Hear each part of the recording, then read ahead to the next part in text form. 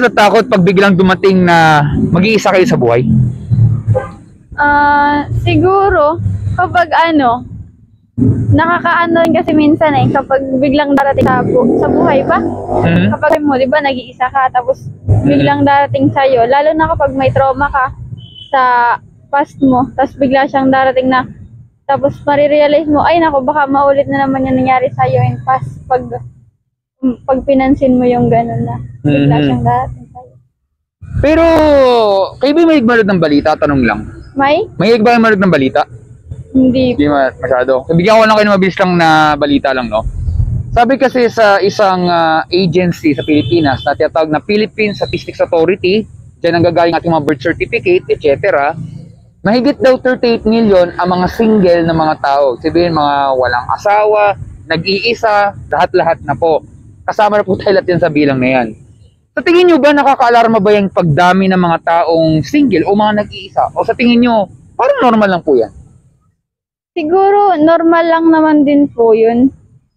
Kasi, may chance talaga na mas pipiliin nilang maging mag-isa. Kasi minsan masaya mag-isa kaysa naman sa may kasama ka tapos parang nagugulo lang lalo yung buhay mo. Pero sa tingin nyo, mahirap po ba magtiwala ngayon sa tao sa panahon ngayon, itong 2024? My guess, oo, mahirap. Mahirap. Bakit po kaya? Kasi parang halos lahat ngayon nilalaro-laro na lang. Halimbawa, sa mga problema mo, sasabihan mo sila. Tapos darating yung times na pag halimbawa nagkaroon ng konting away, sinasabi na agad sa iba. Ang hirap magtiwala. Yung parang dapat sikreto pero bigay kinakalat. Pero kahit po ganyan po nangyayari, paano po natin mapagkakatiwalaan pa rin yung isang tao sa gitna na marami ng trust issue? Paano ba makikita yan? Ako kasi, hindi ko pinipili yung mga friends ko. Kung gusto mo, open ako for any friendship. Tapos, pinagkakatiwalaan ko naman sila nang walang pag-aalinlangan. Nasa kanila na lang yun kung sasayangin nila. I see. Pero tanong ko lang, kayo ba'y masayahin ba kayo o malungkutin ba kayo simula itong taon na to? Ngayon, pag nasa friends ko ako, oo, masaya ako. Tapos kapag nasa bahay, siyempre malungkot. Kasi iba yung sa bahay namin, tsaka iba rin yung sa mga friends ko. Bakit kaya po isang tao po yung malungkot o malungkutin? Ano ba ang pinakamabigat na dahilan po kaya? Siguro yung mga problema na naiisip at saka nadating, yung mga pinagdadaanan. I see.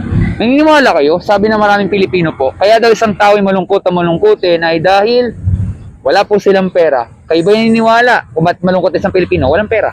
Hindi. Oh, bakit? Kahit walang pera, masaya ako. Lagi akong walang pera.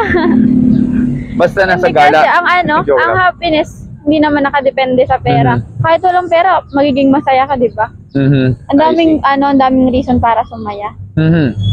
Pero ito po, sa tingin niyo po ba, ano bang gusto niyo pa rin makamit sa kaligitnaan itong 2024? Siguro, umaasa pa rin, kahit impossible, makasama ko ulit yung buong family ko. I see, understand. Sige, ito. Meron akong mga kanito na tanong. Mas mabilis po ito, pero sunyan po ito, no? Tanong ko lamang, may iba ko lang ng tanong. Kayo ba isang mabuting tao po? Yes. Depende. Kung mabuti ka sa akin, mabuti din ako. Rate from 1 to 10. 1 as hindi kayo mabuting tao or 10 mabuti kayong tao talaga. Saan niyo po ilalagay ang mga numero po? 8 sa mabuti. Siguro 2. Mga 8. Sa hindi. Pero ganito, mahilig ba kayo magbasa ng dictionary? Dati, ngayon hindi na. Hindi. Kasi ganito, bago ko po puntahan yan, paano po natin malalaman kung isang tao po ay mabuti? Siguro sa gawa at saka sa pakikitungo sa iba. Kasi ganito po yan, no?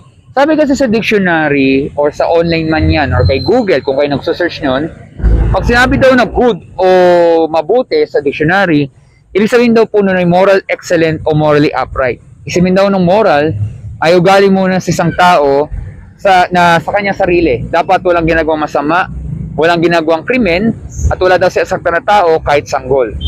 Pero tingnan natin po itong mabibigay sa tanong kung tama sinasabi ng dictionary. Kagaya nito, kayo po ba ay nakapagsinungaling po sa tanan ng buhay niyo po? Yes. Kasi lahat po tayo guilty, kasi yan po unang matututo ng bata ang magsinungaling. Kasama po ang sikreto at pagkatakpan, kaya lahat tayo dito ay palpak. Pero ito po, kayo po ba ay nakapagnako po ng kahit anong gamit sa tanan ng buhay niyo po? Kahit po ni lapis, ballpen, barya, kahit napulot mo na lang, ibinusa mo na lang yan. Kahit sa internet, nasasabi, uy, libre to, pero totoo may bayad, ninakaw na lang. Kayo ba nakapagnakaw na kahit anong bagay? Imagine nyo, kung malala lang po yung batas na yan, ang somewhere, nandiyan lang atang police station sa munisipyo, baka doon na tayo, namamasyal na, taglalaro na ng mga sports doon. Kasi tayo dito kulong na kaagad. Kasi kaya po dahil nakapagnakaw, ay wala yan sa presyo. Gusto natin isang bagay na walang kahirap-hirap, kaya lahat talaga tayo dito ay guilty. Pero ito po, kayo ba ay nakaranas na maggalit sa isang tao? Opo. Nawawala ba stress natin pag tayo nagagalit o lalong tumitindi po? Lalong tumitindi. Siyempre, normal naman po, pag po tayo nasasaktan o binubog po, alam naman po tayo nakangiti o nakabungis-ngis. Siyempre, baka sabihin, baliw na po isang tao, hindi nasasaktan, pero deep inside, ibubuhos na lang ng walang kamalay-malay. Ang sinasabi kasi po doon, hindi natin daw kailangan patayin, saksakin, o baralin mo isang tao. Ang kailangan mo lang daw ay magtanim ng galit na hindi mo kailangan magmura. Yung parang may no-offend sa salita, wala sa gawa. So, ibig sabihin, di mo naman nasapak yung tao, pero magsalita ka ng masasakit na salita, pwedeng may masaktan. Yun nga lang, lahat tayo dito ay guilty. Pero ito po, nagagamit niyo ba ang pangalan ng Panginoon sa walang kabuluhan? Minsan, kunwari, naglalakad kayo, biglang nadapa kayo, napa-OM, alam niyo na po yun. Ano siguro pag kumikidlat or kumukulog lang. Ay, mga ganon. Oo, kapag natatakot ako. Tanong ko lamang, bakit kaya ganon? Di ba pwedeng pangalan ng hayop, pangalan ng puno, pangalan ng mga pusa, aso? Bakit pangalan ng Panginoon pag nabibigla na lang kahit wala mang kinalaman? Bakit kaya? Hindi ko din po alam, pero nagagawa ko lang yun pag natatakot ako as in sa kulog. Tsaka sa kidlat lang. Ganon lang. Ay, Diyos ko po. Yun, Ganon. ano ko. Sa tingin mo kaya, naging kasanayan lang, kaya nabibigla lang ng, parang naging expression na lang. Opo, naging kasanayan Ganun lang, na lang no? din ng mga tao. Ganito lang yan. Mahal niyo ba nanay niyo? Tanong lang. Oo. Alam ko, mapapaisip ka pa talaga, no? Ito lang yan. Halimbawa, kayo nagpapalipas ng oras, then suddenly biglang, napuwing biglang mata nyo, kunwari. Minsan nangyayari yan. Instead na pangalan ng Panginoon na nabanggit mo, pangalan ng nanay mo bilang panggulat lamang. Kahit wala man siyang kinalaman dito. O kailan nabanggitin yung pangalan ng nanay nyo bilang panggulat lamang? Siguro. Pag nagugulat kasi hindi alam yung mga naiisip na salita. Kung ano lang napasok. Kasi na lang din ilalabas. Ganon. Siyempre kung tutuusin, dapat hindi. Disrespect po yun, nakakawalang respeto po yun. At pangalan na ninyo, bigyan na lang sa atin, mumurahin mo na lang kahit wala namang kinalaman doon. Ay, mumurahin ba? Kunwari, mura or something panggulat. Yung kunwari, ganon. Hindi ako nagmumura pag kaya na mama. Possible na nag-aaway kami pero hindi kami nagmumura. Hindi, pero yung tutukoy ko sa yung kunwari pag nagulat, di ba, OM, alam mo na, yung ganon rin. Pero pangalan ng nanay mo, okay lang sa iyon. Hindi rin, no, di ba? Kasi ang tawag doon, disrespect rin yun. Kasi nanay niyo yun eh. O kahit sinong tao, pag na-name call mo isang tao, biglang magre-react yan. Bakit mo naman tinatawag? Tapos biglang nadudungisan ng pangalan. Kasi lahat po tayo ay mayroong dignity or may value ang mga pangalan natin. Ang tawag kasi po doon ay blasphemy or pambabastos. Na ang Panginoon, nilikha niya ang napakagandang mundo sa mabuti, kagaya itong park na to na napakaganda, na isa ito sa mga pinakalumang parke sa buong Pilipinas, kung familiar kayo dyan. Tapos suddenly, minumura lang natin ang Panginoon o parang nabibigla lamang. Ang tawag doon ay blasphemy. Kasi siya ang naglikha ng mundo sa mabuti, pero tayo lang gumagawa ng kapamakan. Yun nga lang, lahat tayo dito ay guilty. Lilinawin ko po, hindi ko kayo hinusgahan, hindi ko kayo sinisiraan. Ito'y para lang malaman kung tayo po isang mabuting tao. Kaya kasama ako dyan sa mga tanong na yan. Sa tingin nyo kaya, kung tayo po mamamatay, hindi po ito pananakot, at haharap tayo sa judgment day sa Panginoon, kayo ba ay guilty o innocent po kayong tao? Guilty. Saan ka kayo pupunta kung sakali? Sa langit pa kayo pupunta o sa impyerno? Tanong lamang po. Ang hirap mag-decide. Mahirap mag-decide. Like 50-50, ganun? 50-50. Okay, bigyan ko kayo mabilis na halimbawa. Kunwari may isang kriminal, no? Sabihin natin siya ay nagnakaw ng pera sa bangko o nakapatay siya kunwari ng tao. Nahuli siya ng pulis, ito po sasabihin niya sa judge. Judge, opo, guilty po ako. Pero parang hindi po ako sigurado na sa kulungan. Baka naman po 50-50. Baka naman po yung pag-usapan natin ito. Kasi may nagawa naman ako likely mabuti o nakagawa ng masama, pero hindi sabihin nun kulungan. Sa madaling salita, nakakatwiran pa. Kriminal na nga, nakakatwiran pa. Pero sasabihin ng judge, kaya ikaw nasa korte dahil may nagawa kang kasalanan at iba yung ebidensya, kailangan siyang itapon sa kulungan kahit ano pang paliwanag ng kriminal. Tama po ba? Tama. Oo. Ngayon, ito po ang problema. Yung ganyan po siya sabi ko, parang ganyan din po sa Bible. Ang mga taong nagsinungaling, nagnakaw, nagtanim ng galit, ginamit ang pangalan ng Panginoon sa walang kabuluhan, o kahit ba yung hindi natin rin respeto ang mga magulang natin o iba pa, ay walang makakarating sa langit. Hindi makikita ang karya ng Diyos kung hindi itatapon po sa nagbabagang apoy o impyerno. Simple lamang po ang tanong ko lang. Kayo ba ay nag-alala na maaaring kayo po ay sa impyerno pupunta, pero hindi lang po kayo. Tayo pong lahat, kasi may nagawa tayong kasalanan sa harap ng Panginoon. Kayo ba ay nag-alala dito? Nakakabahala, pero siguro kung yun ang mangyayari, punishment na lang din yun sa atin ni Lord. Kasi may mga nagawa nga tayong pagkakamali na labag sa kalooban. Pero syempre, yes, hindi ko kayo kilala, pero wala man siguro masama kung may pakita ko lang naman ng magandang intention kasi po buhay ang pinag-uusapan natin. Tanong ko lamang, kayo ba'y natatakot sa kamatayan? Madalas, kasi kapag pag iniisip ko, sana namatay na lang ako. Tapos kapag naman parang natatakot din ako sa kamatayan. Hindi ko alam. Siguro naiintindihan natin kasi yung frustration sa buhay. Di ba? Yung parang pagod na pagod ka na. Oo. So sobrang biglang, dami ng problema. Yun na lang naisip mo, parang wala na ibang solusyon kundi yun. Oo, actually, isang estudyante nga, hirap na hirap sa school, sabi niya, parang gusto ko nang pumunta sa Kabaong.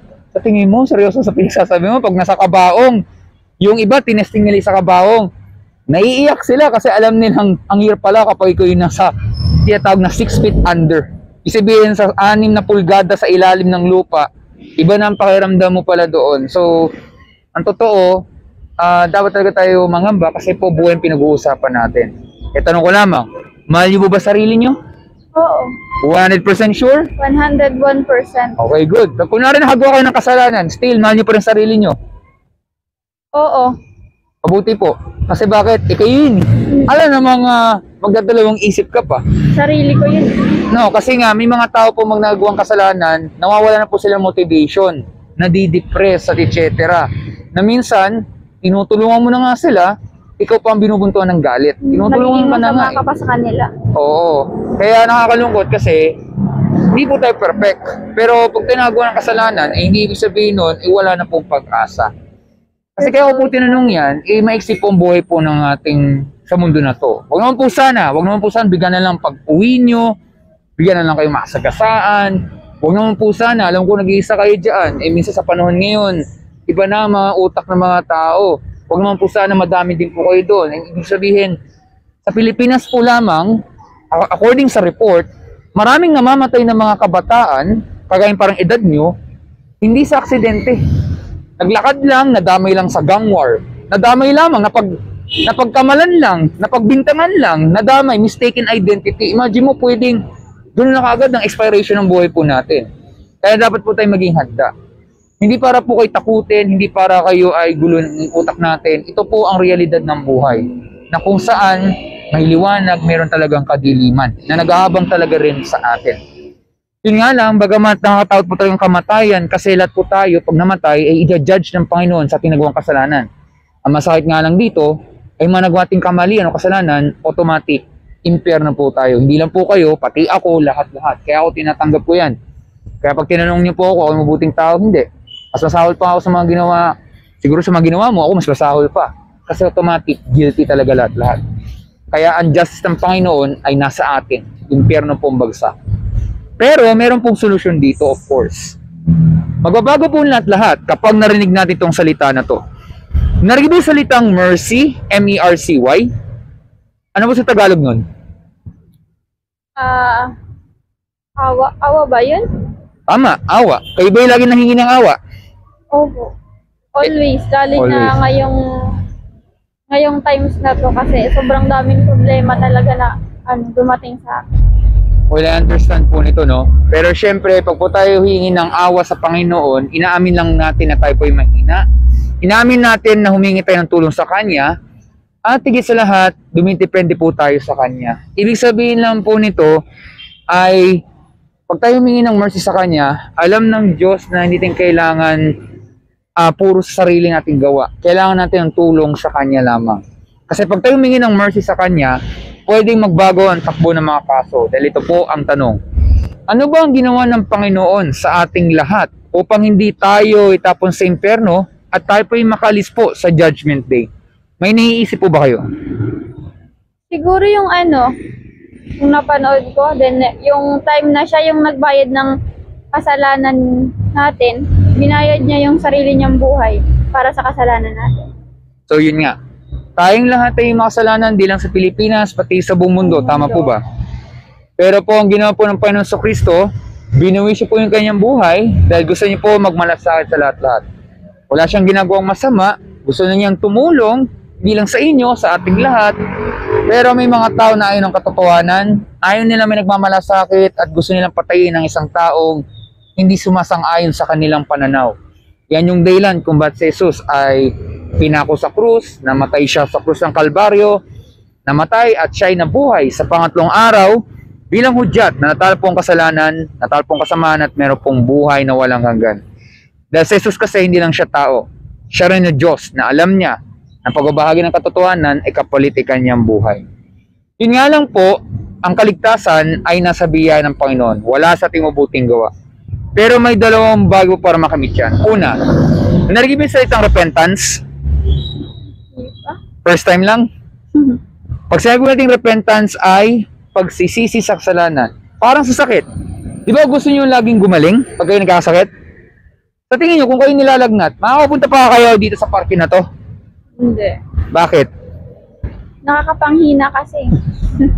Di ba, nakakaano naman talaga, nakakaboost ng energy pag nilalagnat. Siyempre, kasi buong katawan mo ginagamit, nilalabanan ng infection kung tawagin. So pag tayo nagkasakit, gusto natin laging gumaling para nagagawa natin itong mga lahat-lahat. Pag tayo nagawa ng kasalanan, talikuran po natin mga nagawang kamalian at babaguhin ang ating puso at isipan. At ang isa po ay ang pananampalataya sa Panginoong Jesucristo lamang bilang Panginoong tagapagligtas. Pag nagawa natin dalawang bagay na yun, tsak, patatawarin tayo ng Panginoon, bibigyan tayo ng bagong puso at isipan, at higit sa lahat po, anuman ang pagsubok na pinagdaan natin, meron pong pag-asa, hindi sa mundo nito, kundi sa Kanya lamang. At dahil doon, meron pong buhay na walang hanggan. Parang isang kriminal, bagamat guilty siya, pwede po siyang palayain kapag may nagpiyansa. Narinig salitang piyansa.